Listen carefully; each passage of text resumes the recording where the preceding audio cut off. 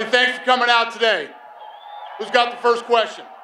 Start with Mr. Volkanovski, please. Alex, Yair, obviously a very dangerous opponent no matter who he's against, but a lot of people point to his last fight as a really special performance that thought, okay, maybe he can trouble Alex. What did you see in that last performance? Anything special, or was it just the opponent that he was facing?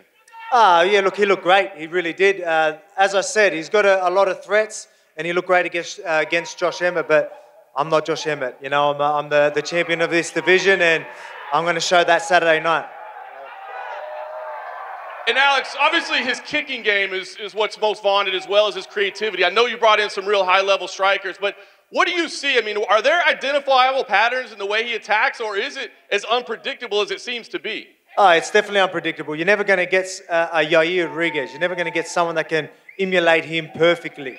But you can get some of the best guys at ranges that do very similar things and just mix them training partners up and give you them looks. And again, training camp was perfect. I bring the right guys in for it, and very thankful for that. And I get to really show everyone the work we put in and what we're made of. Yair, if I could for you, please. Yesterday, Alex said maybe we'll see a little bit of Taekwondo from him, and he likes to beat people where they're best at. What do you think? Do you think there's any way he'll stand and try to trade with you on the feet, or was that just a little bit of gamesmanship? Bro, the guy is good. He's one of the greatest of all time. And I'm really happy to be facing this guy right here in front of me. It's a fucking honor, to be honest, bro. I have nothing but good things to say about you. And we're gonna fucking get a banger Saturday night, for sure. And Yair, should you beat him, I mean, he's arguably the greatest featherweight of all time. Do you feel like you'll need to offer him an instant rematch, that you'll need to beat him twice to eliminate any doubt, or do you feel like you can settle it on Saturday night? No, first things first, you know, I'm gonna go in there, bang with this guy, of course, I'm gonna get the win, and then, I don't know, if I think he has some plans of moving up in weight class or whatsoever, but I wish him always the best no matter what he does. Nice. And Dana, just quickly, one last one for you. Two Mexican champions in action on International Fight Week, obviously. Obviously, you've got the Independence Day card coming up on September 16th. Seem to be a lot of Mexican fans here today. What can you tell us about 2024? I mean, are there plans to get back to Mexico? What can you tease for the Mexican fans next year? Yeah, obviously I've been talking a lot about the PI opening down there. I'll be down there when it opens, and I think it's going to be a game changer for Mexico. So we're doing our first ever Independence Day card, and, you know, here we go. Question for Brandon in the back, right here. Obviously, you've known Pantoja was most likely going to be your first title, a challenger after you finished your business with Davidson. So I'm curious, when you look back at those first two fights with him and you're watching him fight now, what is the biggest change in his fighting skill set that you've noted the growth in? Oh, man, I mean, I think he's more mature. Let's go, guys! ¡Oh, perros! Man, for sure, he's a very dangerous opponent than before because he's mature, he has more experience, and he's very motivated. And I think that's the key, you know? I was saying this yesterday, actually, like with Figueiredo, for example, he was like dumb to fight with me, like, oh, I'm sick to fight with Moreno again. But Pantoja is like excited, like I want to cut his hair and whatever. He's scared, so that makes him feel, makes him dangerous. So man, I'm ready for the challenge. And obviously, you had your 4 fights with Davidson. Do you think after Saturday your business will be done with Pantoja, considering he does have 2 wins over you? Sorry? Do you think your business with Pantoja will be done on Saturday, considering it would be 3 fights? Oh, man. He has 2 wins. Man, that's the goal, you know? That's the goal. So other thing, like a lot of people ask me, like, oh, this new rivalry with Pantoja, you are more excited for the rematch and whatever. Like, man, I just want to win, man. I just want to win. I just want to keep building my legacy, and that's it. Similar question for Pantoja. Obviously, you fought Brandon twice, once in the Tough House and then once in the UFC. Now it's a 5-round title fight. I'm curious, what do you make of his growth in the octagon as a champion? First, I don't understand this hate about me. I'm a very good fighter. I respect Moreno. I respect his family. He know about that. But Saturday night is gonna be very special. 5 rounds. It's gonna be a war. I know have Volk and Yair in the semi card. It's hard to get the fight of the night, but that's what I want. I want to make the fight of the night, make a beautiful show for everybody. And I feel happy for all that. That's putting the fight more hype. I appreciate all that. Thank you, guys. Question for Nico Price at the end, Rebecca. Obviously, when you get a call to fight Robbie Lawler, I'm sure that gets you excited, but it's a different story when you're asked to be Robbie's last opponent. So I'm curious, how are you approaching this fight, and what were your emotions when they were told you were going to be his last opponent? It's just a blessing, man. Like, when I saw the email, I was like, Robbie Lawler, I've been talking about fighting this guy since I was 18 years old when I got into this sport. And I was just like, yeah, I'll take it anywhere. We'll go anywhere. I'll fight him. I love it. Just blessed, man. And then question for Robbie Lawler. Obviously, you're one of the more beloved fighters on the roster, with both fans and fighters. So I'll just make it quick because I know you love press conferences. Is there any message you want to tell the fans that are here in attendance, considering this might be the last time they get to see you here? Just thanks for all your support. I mean, the support of MMA. I mean, I've been doing this for a long time. Without the fans' support, I wouldn't be able to make a living doing this. I've been doing this for a long time, and thanks to all the fans. And then finally, one last one for Dana. Obviously, Saturday is Robbie's last fight in the UFC, so I'm curious, how would you sum up his career in the UFC? Yeah, he and I were just talking in the back. You know, he's been here since he was 19 years old. He's going to be 42 pretty soon. That's a hell of a career. He's been in a lot of wars. He's held titles in a couple different organizations, and he was able to stay in the UFC until he retired. He's had a pretty special career, and you know, looking forward to Saturday and not looking forward to Saturday. So, yeah, we love him, and we wish him all the best, you know, in the rest of his life after Saturday night. This question for Rob Whittaker. Rob, you've made it clear you think it's unreasonable for people to discount Dricus and his abilities. He's clearly going to be more motivated for this fight than any before in his career. How dangerous can motivation be? How much better can it make your opponent be if they're more motivated than ever to defeat you? Mate, a man who has nothing to lose, who's been counted out, who's the underdog, would have to be one of the more dangerous things you can encounter. And I understand the threat and the gravity he's bringing, and I'm treating it with the respect it deserves. Dricus, he referred to you there as a man with nothing to lose. I feel like yesterday you said you didn't believe that and you do have everything to lose. How do you feel about those comments? Yeah, absolutely. You know, fighting a guy like Robert Whittaker is...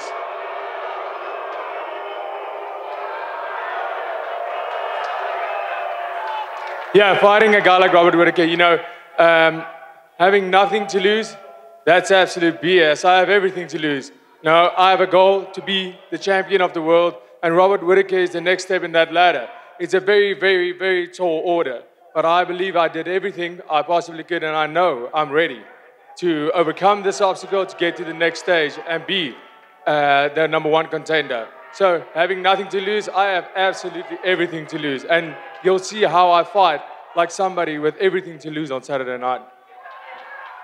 You mentioned there the champion. Obviously, there's no secret that Israel wants to fight you, but on paper, skill for skill, could this be a harder fight for you than Israel Adesanya? Well, I 100% believe that Robert Whittaker has a more all-around skill set than Israel Adesanya, whereas with Israel Adesanya, he has his own style, which he is incredibly, incredibly good at, and that's why he is right now at the top as one of the greatest middleweights ever, if not the greatest. So, Whittaker, this is my title fight. Whittaker, in my mind, is the most important fight of my life, and that's how I see it. You know, beating Robert Whittaker will immediately show the world that this is a new threat, because that has never happened before other than Israel Adesanya in the past decade. And that's why I'm here to show that I am the next and the future middleweight champion. Question for Jalen Turner. Jalen, do you feel that Dan Hooker is the most experienced fighter you've ever faced? Yeah, so far, I believe so. in your mind, how do you overcome that experience when he's got so many years ahead of you? What can you offer him that he hasn't seen before? That's the thing. He's seen it all, you know, and I feel like I've seen a lot myself, so we're just going to go out there and have a war. Dan, for you, you know, you've been around a little while. You've had a few fights at this stage. Is there anything you haven't seen in that octagon? Can Jalen surprise you on Saturday? Oh, definitely. He brings an interesting style. It's a new test, and he's like every accreditation he's got is well worth it. You know what I mean? Like it's everything. He's everything he's cracked up to be. So I'm just excited to get out there and test my skills. Saying that he's everything he's cracked up to be, then what would a win over him prove to you and yourself and the people watching where your ranking is in this division?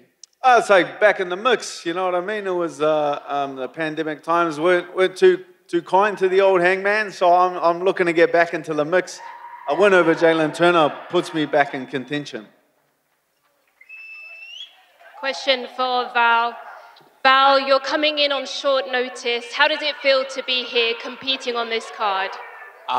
It's like a dream, but at the same time, I'm excited to finally put my skills to work and show the world who I am. And you have a massive opportunity to play spoiler this Saturday, but what does it take for you to defeat someone like Bo Nickel? Well, this is not my first rodeo. I'm going to go in there and fight this guy. I mean, this guy, you know, his wrestling doesn't scare me. I feel like I'm all around. You know, I feel like I'm a better fighter. You guys don't know me yet, but you guys will on Saturday. Bo, any response to that? I'm just glad you take the fight, man. So appreciate you stepping in on short notice. It means a lot to me because I put a long camp in, and thank you, bro. Appreciate it. Hell yeah, let's have a war, bro. Let's go. I don't know about a war, but something's gonna happen. I know something's gonna happen. I know that for sure. And Bo, you know, you said that people want to see you fail. Does that give you extra pressure when you have someone that comes in on short notice like Val? Does that give you extra pressure?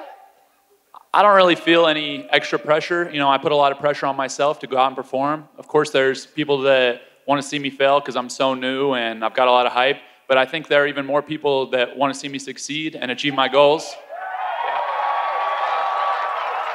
So, yeah, you know, for me, it's just about competing to the best of my ability. And, you know, I have a great team, great coaches, and very grateful for everybody, grateful for the fans, and we're going to have an awesome fight on Saturday.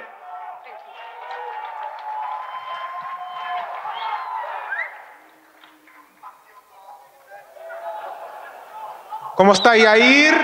Brandon, en español, aquí hay muchos mexicanos que vinieron para Vegas. ¿Cómo se sienten ustedes que vinieron muchos mexicanos para apoyarte esta semana? How do you feel, Brandon and Yair, this week with so many Mexicans here to support you in Las Vegas? Dale, dale.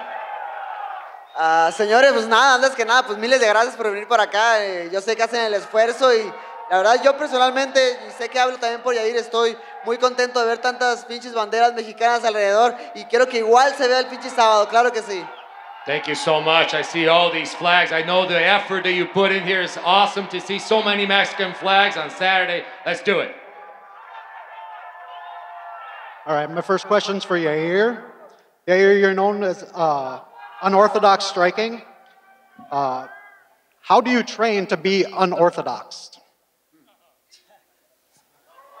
I don't know, I think I'm weird. No, just, you know, it's like I always try to give this kind of explanation to people that ask me that thing. It's like, let's say if you imagine yourself being in a black space, and every time you throw a punch, you can draw a white line. It will always be the same motion of fighting, you know, like the 1, 2, uppers. Every single action you do, it will be always in like the same line. What about the spaces that aren't fulfilled yet? How are you going to be able to fulfill those spaces that nobody has done yet? And those are the things that I focus on my game. You know, like what can I do from weird situations where you know I'm stepping in a weird angle, and what can I do from there? Where can I jump from there? Where can I flip? What can I do? So I think if that's a correct answer for you, but. And next question for Volkanovski. How do you train to fight somebody like that? I mean, look, it's going to come down to the training partners, really having guys that are going to really give you that good look. That's going to be unpredictable and throw crazy things. Getting elbow pads, knee pads, just doing some crazy stuff. Like it's wild. It's like, you know, it's like saying that like it's that crazy and unpredictable. It's almost like he doesn't know what he's doing. It's calculated. He knows what he's doing, but it is very hard to read. So you're going to get the best looks you can in camp. So I'll be ready for everything. But I just want to say, I've been talking to all the fighters all week, and International Fight, we are fucking pumped to put on a show for everybody. I fucking guarantee you. Another one for you, Alex. Alex, I believe this is your 7th title fight in a row now. What would you say is the biggest thing that you know now going into this fight that you didn't know going into your first championship fight? It's a good question. Just be me. Just be me. Like I have been myself through the whole process, but it was tricky to just really be comfortable and confident that way. Where now, I'm just like, be myself. Just do your thing. You know what I mean? It's just go with emotions. I'm pretty experienced with it all now, and just enjoy it. You know, enjoy the International Fight Week. Enjoy Vegas, and enjoy the cracking fights that are going to happen this weekend. And one for you, Dana. Bo Nickel has opened as the biggest betting favorite in UFC history, minus 2,500. I just want to know what you make of that, and if you think that's crazy for any fighter to be minus 2,500 in a fight. I just found that out like 25 minutes ago. You know, it's interesting. You never know. You know, he's got a 100% finish rate, but he's facing a guy. 5 of his 7 wins have come by knockout, 3 in the first round, and this guy's coming in for a big opportunity. I love fights like this where guys step up and take opportunities on a week's notice. So we'll see. We'll find out on Saturday. For Yair Rodriguez. Yair, we know early in your career you were working with a sports psychologist. What did it take to get to the place where you felt that you had the championship mentality? I think that it takes just believe in yourself. I was working with Aletia Olmedo is her name, and she was my sports psychologist. And I like to sleep with audios and wake up with the same.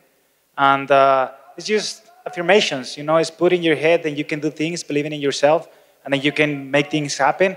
And it's not a trick, bro. It's just something that is always there.